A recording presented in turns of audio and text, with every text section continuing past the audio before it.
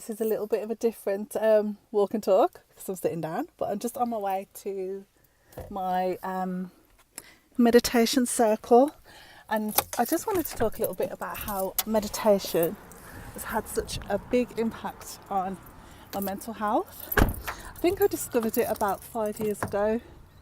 When I had really bad anxiety, a friend had recommended Paul McKenna. Okay, we're going to carry on in the car on my way home. Okay, so a friend had recommended Paul McKenna. I think it was Instant Confidence, and what it was is that it was a book that I've actually never read, because it was. She told me to listen to the CD that came with the book. So I suppose you could describe it as guided meditation.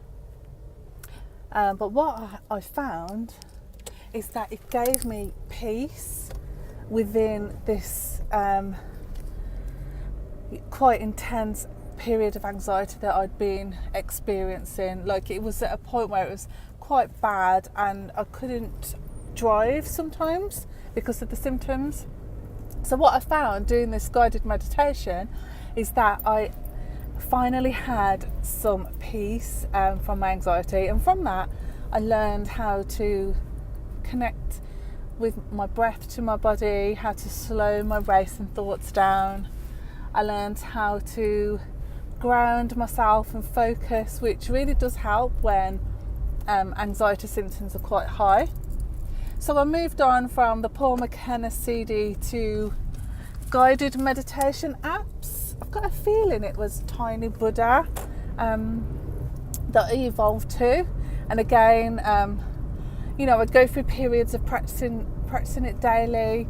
Then I wouldn't practice it for a little while because habits are hard to keep up sometimes, especially when there's high stress going on in your life. But what I did recognise is that whenever I meditated and made it an intentional habit, my anxiety was always more manageable, or I would at least have some reprieve from the symptoms of anxiety. So I did make it an intentional habit of my life, and I moved on from guided apps to just meditating on my own. I set my timer for 10 minutes. I have a little ritual where I light a candle and I light some incense, and then I set my timer and I just meditate. I practice releasing things that need to be released, or letting go, or acceptance, whatever I feel that I need to work through that day. Or sometimes it's just 10 minutes of quiet time before I start my day.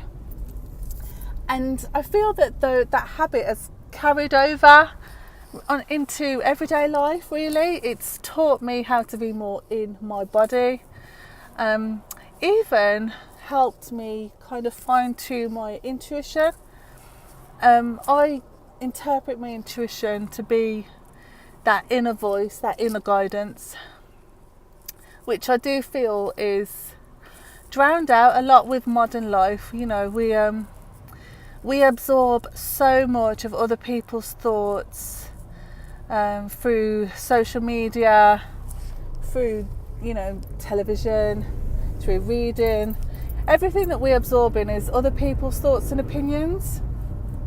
So what I found is that I didn't know really what voice was mine and what voice was something that I'd read that day, or was these thoughts mine, or was there someone else's? There's a lot that seeps through to your consciousness by proxy. Just from you reading something, you're absorbing that energy and those thoughts from someone else. So I found that meditation actually silenced all the noise from outside and provided the perfect environment, the perfect opportunity to listen to my own voice.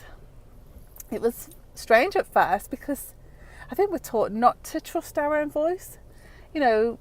We're taught to question our own voice, more specifically with the line of videos I've been talking about lately, the diet culture, even being taught not to trust our bodies, to live in a state of restriction.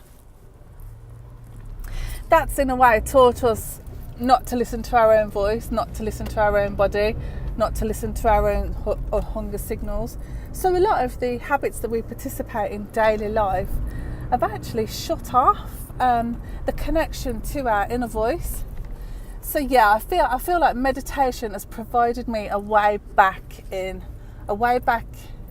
myself. And then I evolved from meditating on my own in my bedroom to every other week, so every fortnight, it would either be on the energy of the new moon or the energy of the full moon. I meet up with a local meditation circle, so it's group meditation, and I find it's like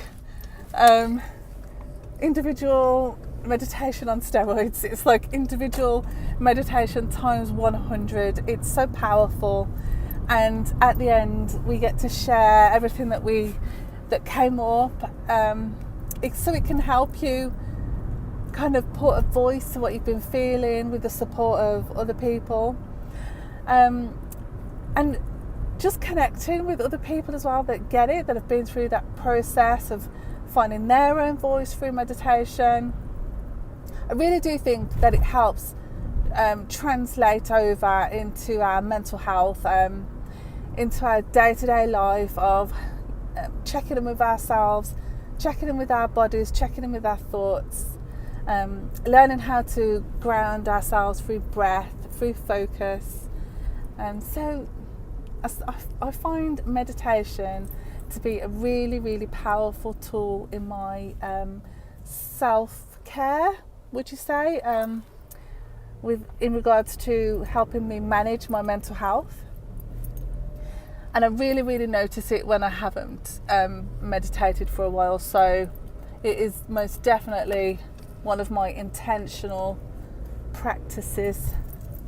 So yeah, if you haven't ever tried meditation, especially if you experience any mental health issues, illnesses, conditions, if you've never tried meditation, I would recommend it. You can start by just a few minutes a day.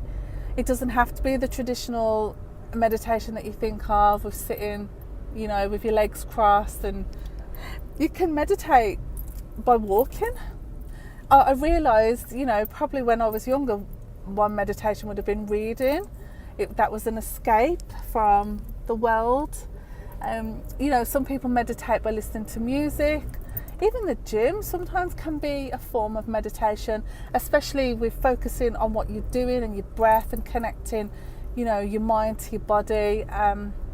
So just what I would suggest if you wanted to try meditation is to try different things, see what works for you. Sometimes I meditate by walking and sitting next to open water and just absorbing the sound of the water running free. So if sitting, cross-legged, listening to somebody telling you how to breathe, if that doesn't feel like it's for you, then try something else. Try walking first, maybe. Try just sitting still in your chair in the living room, maybe take your shoes and socks off and connect, really connect your feet to the earth, really ground yourself that way. There's loads of apps these days available. I know Headspace is a good one, and I think they do it free for 30 days. I've tried that one before, and the person who guides you through has actually got a really relaxing voice. So yeah, and if there's a group meditation, a meditation circle within your area, I definitely recommend that. It can be an extremely powerful thing to have into your life, and I think it's a really useful self-help tool because it's available to you whenever you need it. It's accessible. So yeah, if you haven't already tried a meditation, give it a go. Hopefully you won't regret it.